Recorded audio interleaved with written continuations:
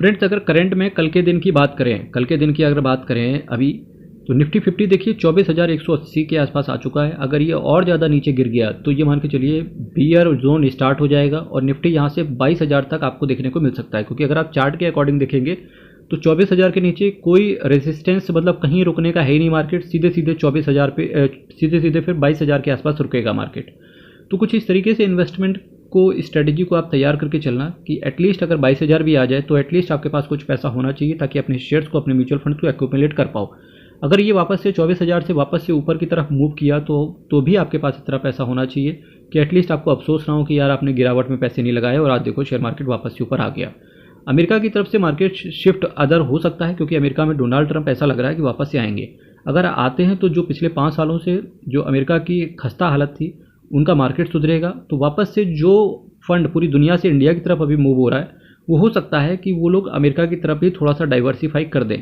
क्योंकि जब किसी भी गवर्नमेंट, किसी भी कंट्री के अंदर एक मजबूत सरकार बनती है, मजबूत ऐसे कोई उनका लीडर होता है जो डिसीजन सख्त ले पाए, वो डोनाल्ड ट्रंप के अंदर पूरी कैपेबिलिटी दिखती हुई है। और मेरा मानना भी है कि अमेरिका वालों के अंदर अगर 2% भी अकल है तो इस बार डोनाल्ड ट्रंप को लाना चाहिए, otherwise America is going to collapse. Nifty 50 की बात करेंगे तो देखिए 24,218 पॉइंट सब गिरा मेरे भाई। Small cap, mid cap, large cap सब गिरा। देखिए ना, सब पूरा लाल मार्केट था कल के दिन तो। और देखिए मंडे के दिन भी कुछ खास देखने को मिल नहीं रहा है कि गिफ्ट निफ्टी देखिए 59 पॉइंट अभी भी नीचे है। तो इसका मतलब है मंडे को भी मार्केट गिर सकता है। तो अभी आईपीओ का सीजन चल रहा था तो सबसे तगड़ा आईपीओ आया था वारी एनर्जी का। तो बहुत तगड़ा सब्सक्रिप्शन रिटेल की तरफ से तो केवल 11 गुना सब्सक्राइब हुआ था, पर QIBs की तरफ से 215 टाइम सब्सक्राइब हो गया था। तो QIBs बुलिश हैं तो देखिए करीब वो शेयर डबल ही होने वाला था, पर मार्केट चूंकि गिर गया जिसकी वजह से लिस्टिंग कमज़ोर देखने को मिल सकती है। पर शेयर तो बोल रहे हैं लोग अच्छा है, क्योंकि मुझे फंडामेंटल्स तो थोड़ा गड़बड़ लग रहे हैं। तो फिर भी देखते हैं किस तरीके से। अगर वाकई में सोलर एनर्जी ने अच्छा काम किया तो इस कंपनी को फ़ायदा हो सकता है। ये सीधा है, सेंटीमेंट की वजह से शेयर ऊपर चल रहा है। डाउ जोन्स की बात करेंगे तो वो भी 310 पॉइंट नीचे है फ्राइडे की रात को। तो इसका मतलब है मंडे इंडिया के लिए फिर से खराब जाने वाला है। करीब अगर मैं पिछले 1 या 2 साल पहले की बात करें तो पिछले 1 साल को तो आप नॉर्मली रख ही लीजिए। 1 साल में पहली बार ऐसा हुआ है कि करीब 150 शेयर मेरे भाई 52 वीक लो पर चले गए। यानी कि उन्होंने पिछले 1 साल का निचला स्तर छुआ है। इसमें से सबसे तगड़ी पिटाई हुई है इंडसइंड बैंक की, 18% टूटा है कल के दिन। पूना वाला फिनकॉर्प देखो, ये भी 17%। वैसा बंधन बैंक देखिए आप 6.89%। पूना वाला फिनकॉर्प से आपको नज़र आ रहा होगा कि पूना वाला ने अभी धर्मा प्रोडक्शन के अंदर कुछ स्टेक खरीदा है करीब 1,000 करोड़ का। बंधन बैंक देखो, ये भी पिछले 1 साल में बिल्कुल निचला स्तर छू गया। वोडाफोन आइडिया की तो हालत ही खस्ता है। अभी फिलहाल ये OFS लेके आए थे 18,000 करोड़ का, फुल सब्सक्राइब हुआ 11 के बाद ये 18 रुपये तक गया भी, उसके बाद वापस से टूट के 7 पर आ गया।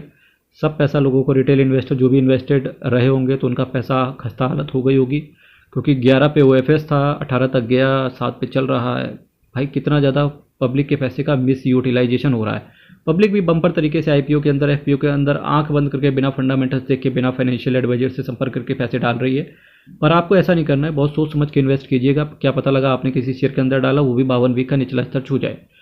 हालांकि म्यूचुअल फंड में ऐसी दिक्कत नहीं आती। म्यूचुअल फंड अगर आपने कोई खराब भी पकड़ लिया है तो अगर आप लॉन्ग टर्म उसको टाइम देते हो तो वो अच्छा ऊपर आ जाता है।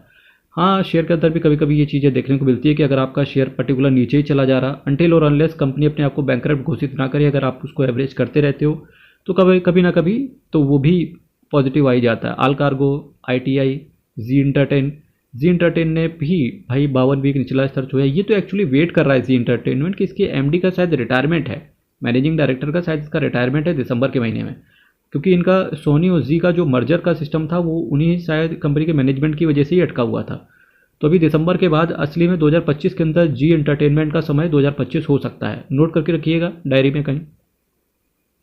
IDFC फर्स्ट बैंक, भाई इस बैंक से बड़ी उम्मीद थी पर ये बैंक चल नहीं रहा है ना। सिरमा SGS, ट्राइडेंट लिमिटेड से भी लोगों को बहुत इज्जत थी, बहुत सम्मान देते थे इसको। पिछले 1 साल पहले लोग पता नहीं क्या क्या बोल रहे थे, ट्राइडेंट लिमिटेड अगला मल्टीबैगर। फिलहाल अभी ये आराम से बैठ के रेस्ट ले रहा है और पिछला 1 साल हो चुका है, पिछले 1 साल से चलने का नाम ही नहीं ले रहा ट्राइडेंट लिमिटेड। हालांकि कंपनी की बात करेंगे ट्राइडेंट लिमिटेड तो फंडामेंटल्स वाइज कंपनी के प्रोमोटर, कंपनी का मैनेजमेंट देखेंगे तो बहुत स्ट्रॉन्ग है, सॉलिड मैनेजमेंट है। ऐसे समय पर मेरा सिर्फ यही मानना है जब कोई आपको कंपनी, एक अच्छी कंपनी, अच्छा मैनेजमेंट सस्ते रेट पर मिल जाए तो लपक लेना चाहिए। तो फिर भी ये डर रहता है कि कहीं 52 वीक न छू जाए, है ना। टानला प्लेटफॉर्म किसी ज़माने में ये भी बहुत तगड़ा शेयर चलता था, नहीं चल रहा है फिलहाल। RBL bank, Ujjivan small, MTAR technology भी बहुत चला शेयर, पर अभी नहीं चल रहा है, 1507 पे है। Maharashtra seamless, Prince pipe. जो लोग म्यूचुअल फंड के अंदर भी पैसे डालते हैं उन्हें समझ में आ रहे होंगे कि कौन कौन से शेयर लिस्ट हैं। अनुपम रसायन, है ना, TMB, CSB bank, credit access Grameen और कैपरी ग्लोबल, ये कुछ शेयर हैं जिन्होंने 52 वीक का निचला स्तर छुआ है।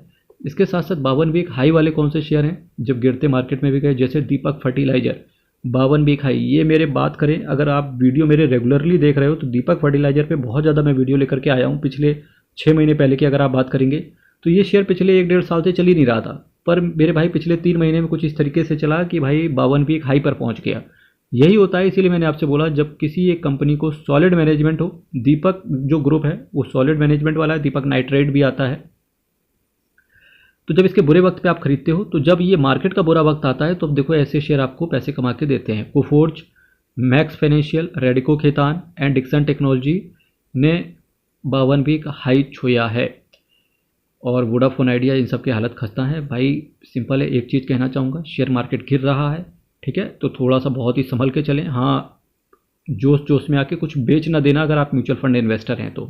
अच्छे से इन्वेस्टेड रहिए। बाकी चैनल को सब्सक्राइब कीजिएगा, वीडियो को लाइक कीजिएगा। कल फिर आपके साथ मिलेंगे सेम टाइम सेम चैनल।